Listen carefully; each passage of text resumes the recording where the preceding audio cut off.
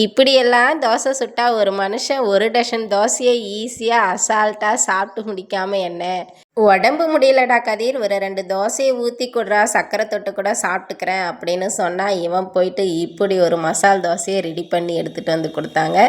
சும்மா சொல்லக்கூடாதுங்க, வாசனையும் டேஸ்ட்டும் வேறு லெவலில் இருந்தது. இது எப்படி செஞ்சான், என்னென்ன போட்டிருக்காங்கிறத பார்ப்போமா? வீட்டில் அரைச்சி வச்சிருக்க இல்லையா காரப்பொடி, சாம்பாருக்கு போடுறோம் இல்லையா அந்த மிளகாய் பொடியை தான் ஒரு ஸ்பூன் போட்டுக்கிட்டான். அதுக்கப்புறம் அதில் லைட்டாக நான் வந்துட்டு வீட்டுக்காக இந்த மிளகு, கொத்தமல்லி, ஜீரகம், வரமிளகாய் இதெல்லாம் போட்டு பொன்னிறமாக நல்லா செவர வறுத்து அதை பொடி பண்ணி வச்சுருப்பேன். அந்த பொடியில் வாசனைக்காக போடுறோமா அப்படின்னு சொல்லிவிட்டு அதுலேயுமே கொஞ்சம் போட்டுக்கிட்டான். அதுக்கப்புறம் ஒரு ஸ்பூன் வந்துட்டு எண்ணெயை விட்டுக்கிட்டான். நம்ம தாளிக்கிறோம் இல்லையா அந்த எண்ணெயை தான் ஊற்றிக்கிட்டான். உங்கள் வீட்டில் நல்லெண்ணெய், தேங்காய் எண்ணெய் இந்த மாதிரிலாம் இருந்தால் சாப்பிட்டிங்கன்னா உடம்புக்கும் கெடுதல் இல்லை, வாசனையாகவும் இருக்கும். நெய் விட்டு சாப்பிட்டிங்கன்னா கூட சூப்பராக இருக்குங்க. எண்ணெயை விட்டு தேவையான அளவுக்கு உப்பை போட்டுக்கிட்டான். உப்பு போட்டு அதை நல்லா கலக்கிக்கிட்டான். சாம்பார் செய்ய டைம் இல்லை, சட்னி செய்ய டைம் இல்லை அப்படின்னும் போது இந்த மாதிரி ஒரு தோசையை செஞ்சு சாப்பிட்டு பாருங்களேன். ரொம்ப ஈஸியாகவும் இருக்கும், டேஸ்ட்டாகவும் இருக்கும்.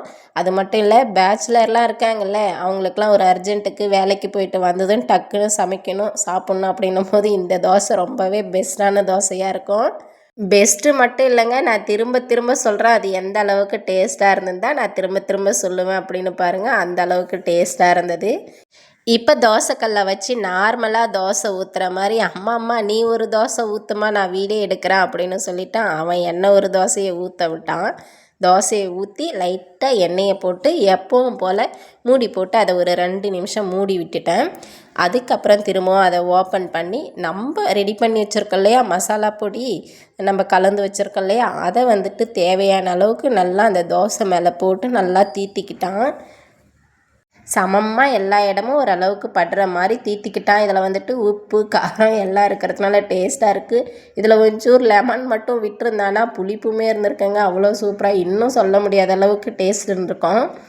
இப்போ இதை இந்த மாதிரி நல்லா தடவிக்கிட்டு அது மேலே கொத்தமல்லி தழையை நல்லா சிறுவாக கட் பண்ணி வச்சுருந்தான். கட் பண்ணி வச்சுருந்த கொத்தமல்லி தழையை நல்லா எல்லா இடத்துலையும் இப்படி படுற மாதிரி நல்லா பொடிசாக கட் பண்ணி வச்சுருந்தான். அதையும் இப்படி போட்டு விட்டுக்கிட்டேன். அதுக்கப்புறம் திரும்பவும் ஒரு 2 நிமிஷம் மூடி விட்டுட்டேங்க.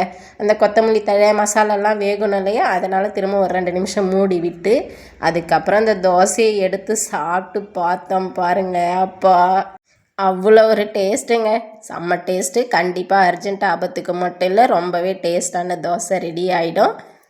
இதுக்கு மேலே யாருமே சட்னி நல்லா இல்லை, சாம்பார் நல்லா இல்லை அப்படியெல்லாம் சொல்லாதீங்க. இப்படி ஒரு தோசையை சுட்டு சாப்பிட்டு பாருங்கள், சட்னி சாம்பாரையே எதிர்பார்க்க மாட்டீங்க, அந்த அளவுக்கு டேஸ்ட்டாக இருக்கும்.